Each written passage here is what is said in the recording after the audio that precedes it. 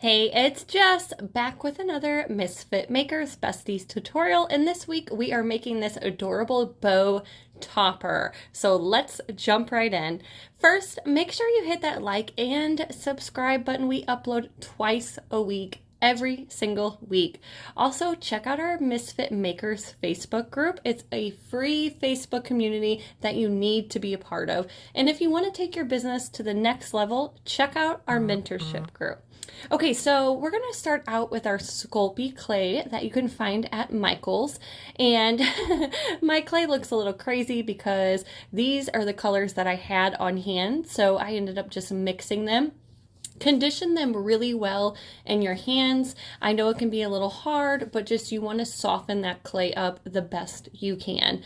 I'm then going to take my rolling pin that you can also find at Michael's down the clay aisle, and we are going to start rolling our clay out. It is really important that you get the same consistency all the way through. You don't want one section of your clay to be really thick when the ends of your clay is really thin.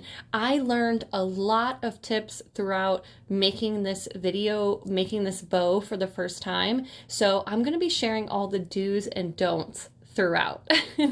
After you have your clay all flattened out, I then am going to take my lid of my tumbler and kind of just make an indentation into my clay and cut that piece out. That way I know how big to make my bow where it's going to fit directly on the top of my lid.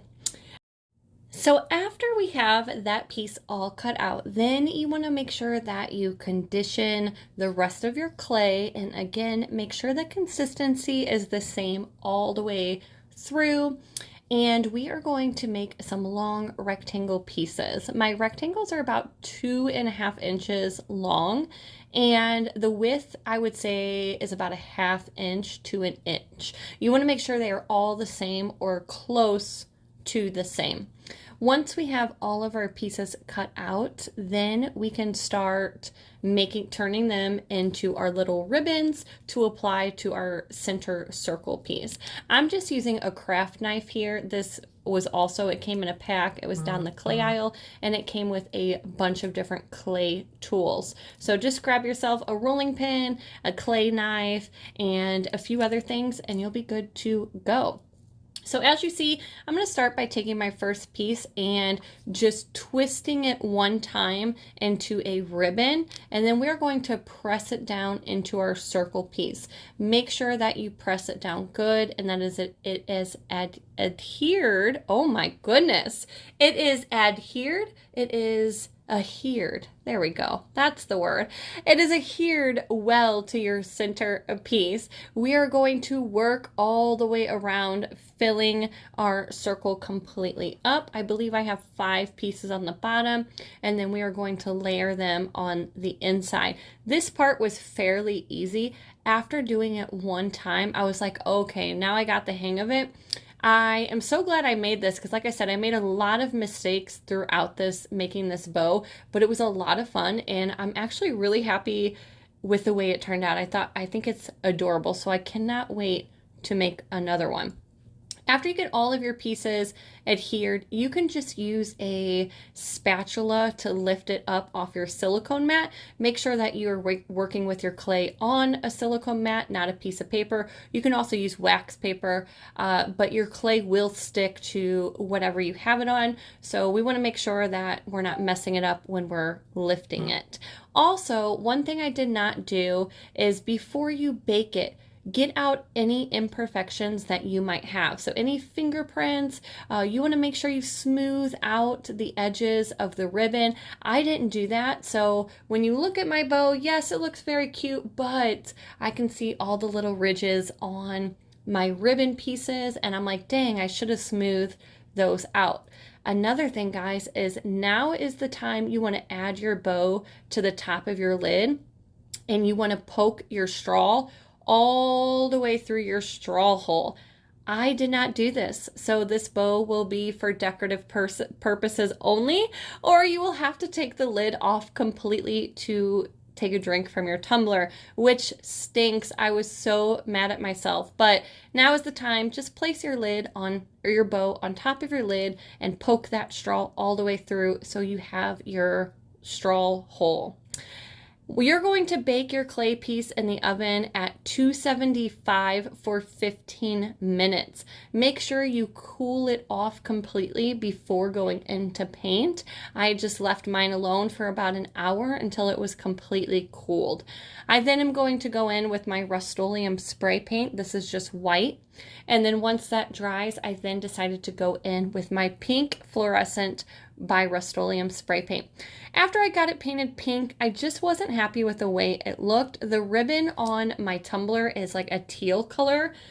So I then decided to go in with my shock paint, my pop of color, and repaint the entire thing my teal color. Yes, lots of extra steps, guys, but the teal turned out so much cuter, and I think it matched my tumbler that I already had made so much better than my pink bow. After my blue paint is dried completely, I am going to go in with UV resin. So I have some UV resin here by CCDIY, and what I did was I mixed in a little bit of additive. My additive that I'm using is from Glitter Craze, and it is called Sparkle-tastic. It's one of my favorites. All of the supplies I'm using today, guys, I will link down below with some discount codes. Now, this part, it was a little tedious. It definitely was time consuming, but you want to make sure that you take your time with this because I didn't want to get too much UV resin in certain parts. I didn't want it to pool up and then have like UV resin dripping from my ribbon. So in total, I did 2 coats on the top part of my bow and 2 coats on the bottom part of my bow. If I were selling this to a customer, after my UV resin was completely cured, I would then go in with a coat of epoxy because I would want to make sure that this is completely sealed and it's not going to crack for my customer. The light I'm using, you can also find from Amazon. It's a heavy duty light, but it cures things so fast. I love it. So for my lid, what I did was I took some epoxy sculpt and I just filled in my lid. As you can see, I did not leave a straw hole here because at this point I realized my bow did not have a straw hole. But if I did have a straw hole in my bow, now would be the time where I would also poke a straw hole through my epoxy sculpt. Once my epoxy sculpt was completely cured, I then am going to go in and paint it the same color as my bow, which is this shock paint color. Once that is dry, I will now put a coat of UV resin, again mixing a little bit of Sparkle-tastic in it just to give it a little shine. Man, I tell you what, I was so mad at myself for forgetting that straw hole. I was like, dang it, but that's okay. Now it's just going to be a decorative item and it will live on my shelf where everybody can look. After I had brushed my UV resin over my lid, I went ahead and cured that up. Once that was completely cured, I put a little bit of UV resin on top of my lid and a little bit of UV resin on the bottom of my bow to secure the two together. Once that was completely secured, I then went around the edges of my bow and just did another thin coat of UV resin to make sure my bow was fully secured to my topper. Again, if you were selling this item to a customer, I would probably go in with a thin coat of epoxy and just do a coat of epoxy over the entire thing. I hope this tutorial helped and inspired you guys. I really am obsessed with the way this looks. I cannot wait to make another one. If I did inspire you in some sort of way, make sure you leave your comment down below. Also, if you do end up making a bow, post your work in Misfit Makers Facebook group. We would love to see them. But voila! Look how stinking cute the bow looks on top of these boxes. If you want to check out this tutorial, you can find it on our YouTube channel or in Misfit Makers Besties to see how I made this cute tumbler. Bye guys!